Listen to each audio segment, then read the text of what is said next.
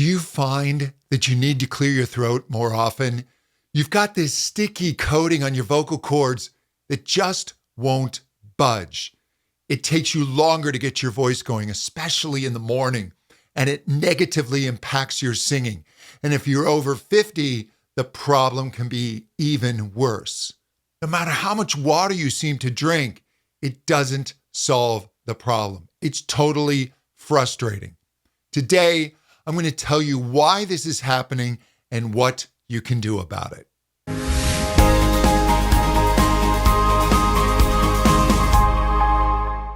But before we get started, you can get a free PDF copy of my best-selling book, The Mature Singer's Guidebook.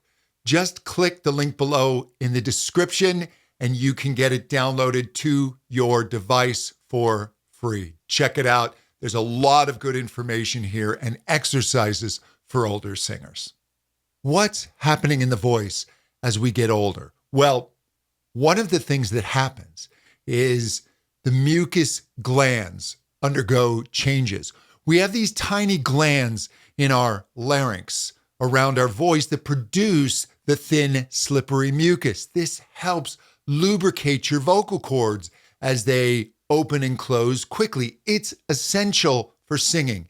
And as we get older, these glands can shrink. They produce less mucus. And what they do make is often thicker and stickier. The other thing that happens is we undergo hormonal changes. After menopause, estrogen levels are going to drop. This directly affects the vocal cords. For male singers, your testosterone is going to decline. They both affect tissue moisture and muscle tone. Then there can be side effects from medication. Common prescriptions like blood pressure meds, antidepressants, antihistamines can dry out the voice further. It's a vicious cycle. Now we have this thick mucus on our vocal cords, so we clear our throat. And if you do this in a jarring way, this irritates the tissue. And you get this reaction where you create more thick mucus. It's a mess. Then, and this is the hard part for singing, we have something called Phonation Threshold Pressure, or PTP. Now, PTP is the minimum air pressure that it takes to get your vocal cords to start phonating, to start vibrating. When your vocal cords are well lubricated and healthy, it doesn't take as much pressure. But when they're dry, when you have this thick mucus, you have to push harder on your voice to sing. Singing feels harder because it is harder. So we need to get this mucus thinned out and in a better condition. How do we do that? Now, obviously, we need to stay properly hydrated. So make sure you're drinking enough water. But I want to go beyond that simple advice with this video and give you 3 key things you can do to help your vocal cords stay healthy and get that thin, helpful mucus back to your voice. First, when you drink water, it's systemic. It doesn't touch your vocal cords. If it does, it's gone down the wrong way. And it can take hours to reach your vocal cords. So we want to put moisture directly on your vocal cords. And I do that with a mesh nebulizer. Check my other videos. I have a whole video on it. A mesh nebulizer takes this isotonic solution. Hold on, I'm going to grab it. So this is a 0.9 saline solution. It's like the makeup of your body, and it is absorbed by your vocal cords and goes right onto the surface. You put this in here and it pushes it through this little netting, and you breathe this mist, and it puts it directly on your vocal cords. I do this before I have to use my voice for 5 or 10 minutes. I do it while I'm practicing. I use it throughout the day. It works fantastic. The other thing is if you're in a dry environment, get something called a hygrometer. A hygrometer will measure the relative humidity in your environment. And when you go to bed, if it drops below 45%, use a bedroom humidifier. This is fantastic for the voice. This will put moisture directly on your vocal cords.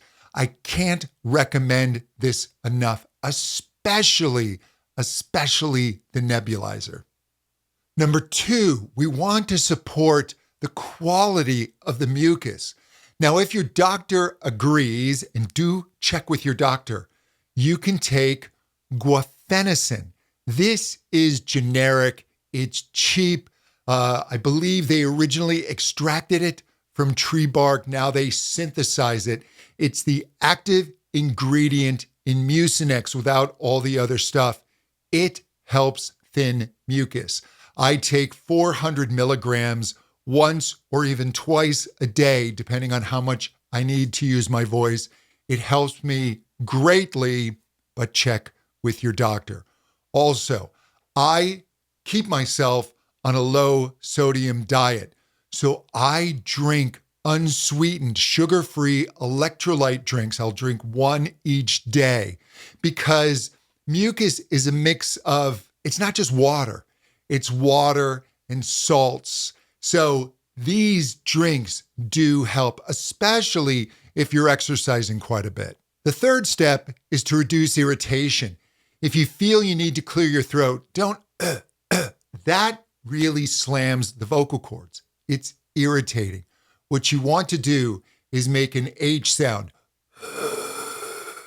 And then you can tuck your chin and swallow.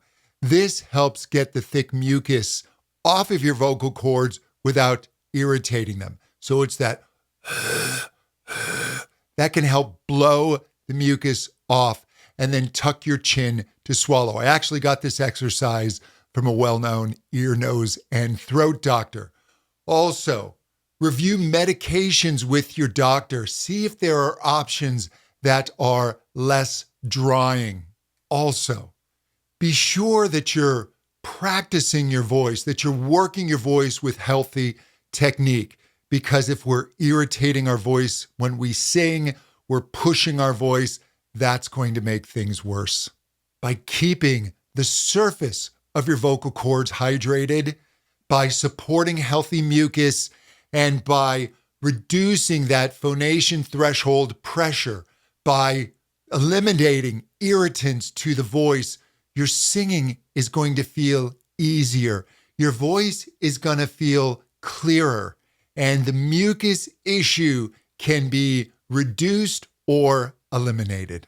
Let me know in the comments if you try these and if they work for you. I would love to know. And we will talk soon. Take care.